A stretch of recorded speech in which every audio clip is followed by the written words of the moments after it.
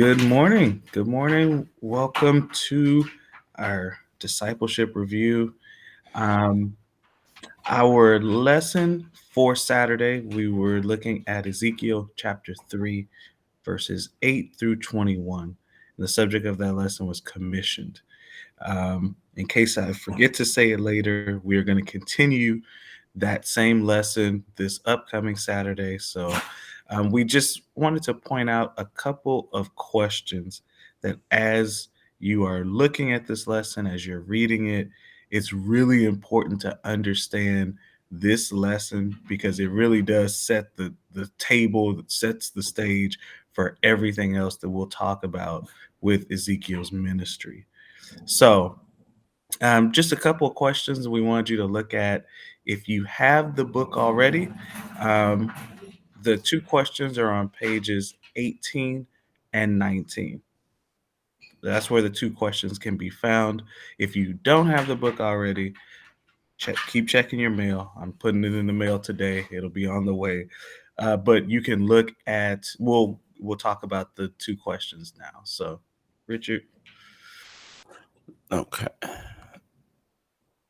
So, the first question, as you were reading, just to uh, kind of key in on, the question asks, "What elements of sharing God's message cause you the greatest angst or anxiety, and then why?"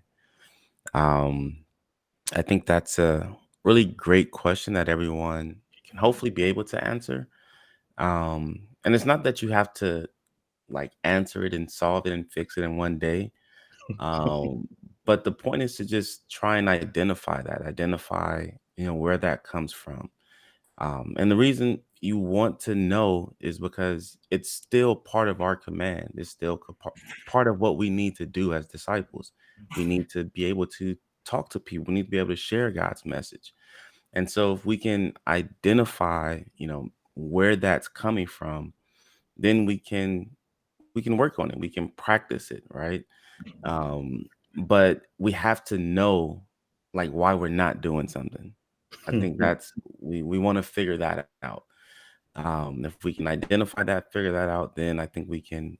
Once we identify it, now we know what we can work on to improve and kind of push forward.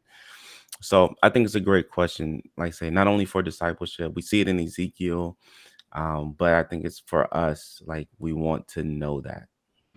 So that was the question.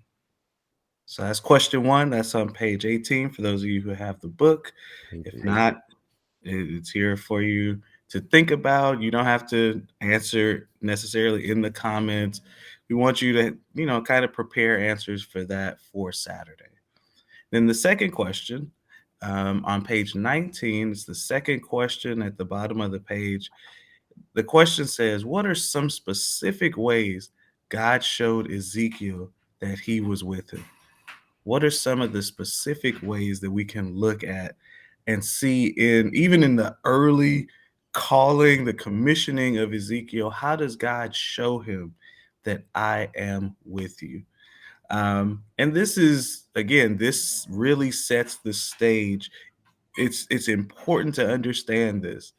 It's important for us to understand it about Ezekiel.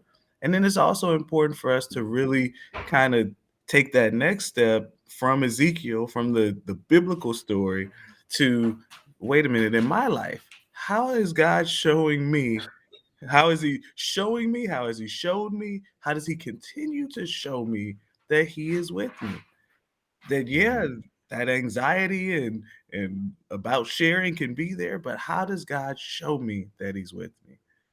And so those are just two questions. Again, we're not here to to answer the questions for you. We're not here to as if there is only one answer. But Mhm. like Richard was saying, I love how he put it. It really is just about if you can identify something for yourself, for yours individual life, then you can, make improvements, make adjustments from there. And that's what this is all about. That's for myself, and I think I could speak for Richard as well. We have to look at this and answer these questions for ourselves. Like, how do I Definitely. know? How am I seeing that God is with me?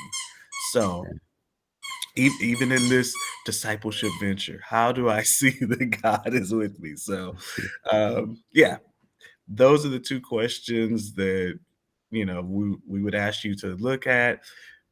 Prepare yourself for the discussion Saturday. We want to have a great discussion that leads to application, that leads to change, that leads to um, growth.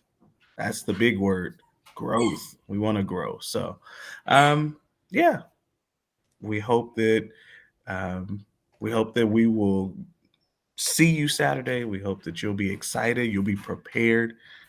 I said that word twice already. Be prepared. That's number three. Be prepared for the conversation Saturday that we look forward to having. Anything else, Rich? I think that's it. That's it. You all have a great Monday.